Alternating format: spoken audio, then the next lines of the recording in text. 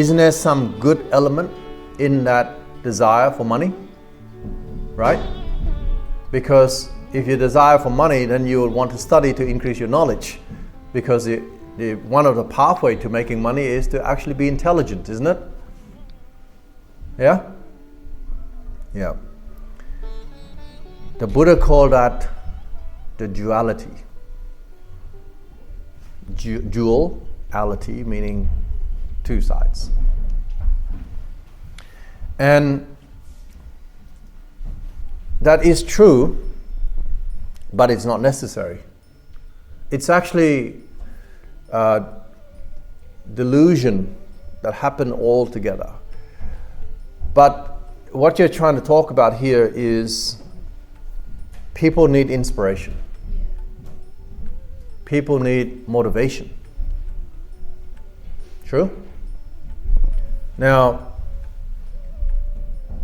what Navate is saying, everybody's gone through it, I've gone through it.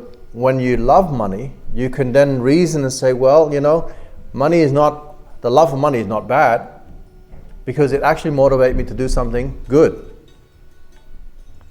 Now, the reason why you have that is because innately there is, in everybody, not just you, but everybody, I just talk to you, right? Innately, everybody have a good side and a bad side.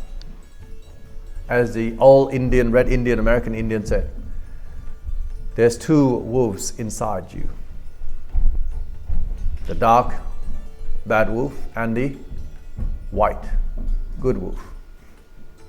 The one that grows the most is the one that grows the strongest inside you. The white wolf or the black wolf. Depends on which one you feed.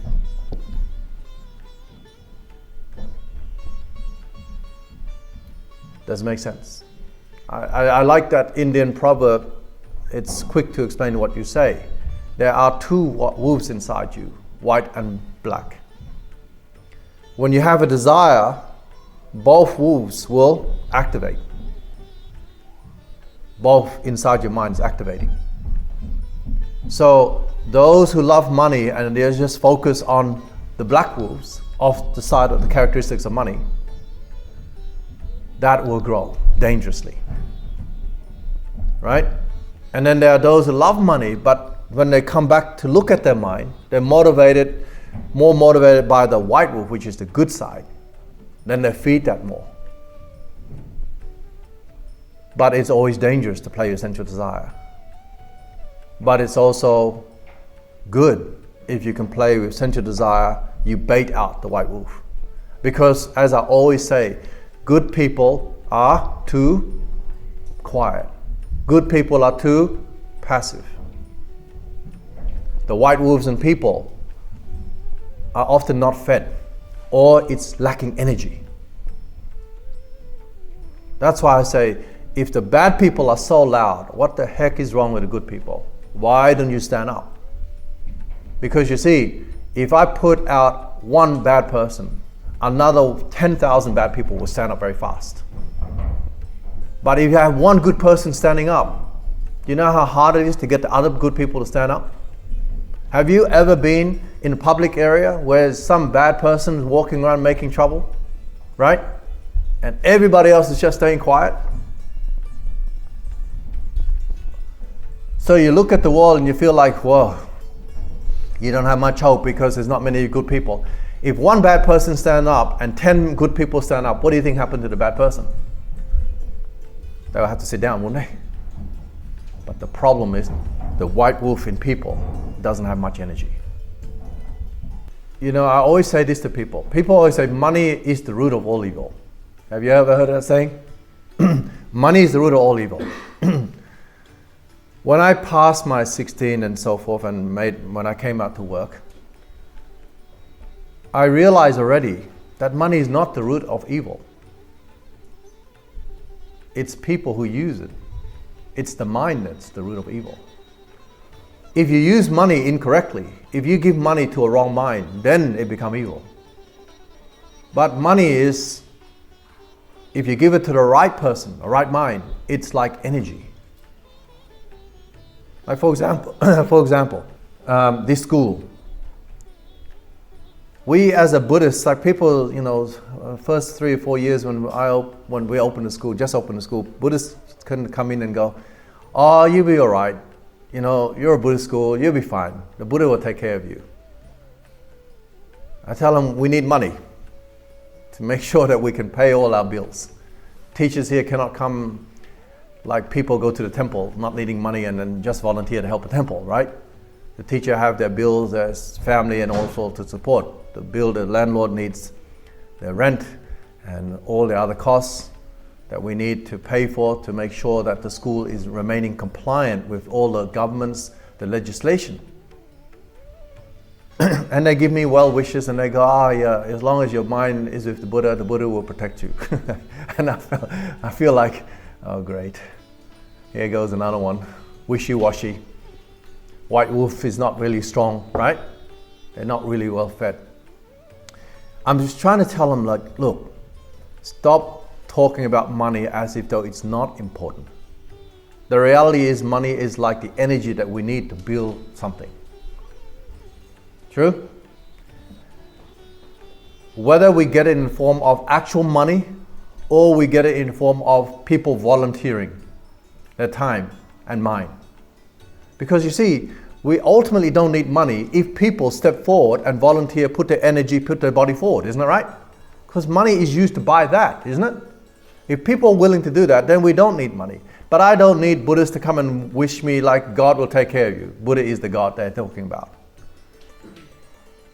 You get what I'm saying? I don't want to sidetrack too long, but the idea is this. You should be motivating yourself. You should find that inspiration. But that inspiration should be wholesome things. Because if it's not wholesome, then you will not gain wisdom. All you gain is the increase of all the hindrances, which is the opposite of wisdom. So if you like something, if you're inspired by something because you're activated by your craving, immediately watch out for the black wolf and the white wolf. Which one is coming up? Which head is coming up stronger? So through my experience when I started working for about 15 years or so, people who just love money for the sake of money, for the greed, they don't go very far. Everything they build, their businesses, their work, it goes to a certain extent, then it completely, after 5 years, maximum 10 years, it'll finish. They don't build anything solid. But if people who are actually motivated to build something for the benefit of people, right? All you have to do is you do it so well, then money will come to you. Money become your servant. But the people who love money for the fact that money can give them luxurious stuff, meet their sensual desire, they are actually slaves to money. The black wolf's head in them comes out a lot more. And they are not very nice people. They're rude, they're obnoxious, they're greedy, they are damaging to themselves first and foremost, and they're damaging to the world. And when they have money, they don't get respect. But they think they're so important, they're so powerful. You know what I'm talking about?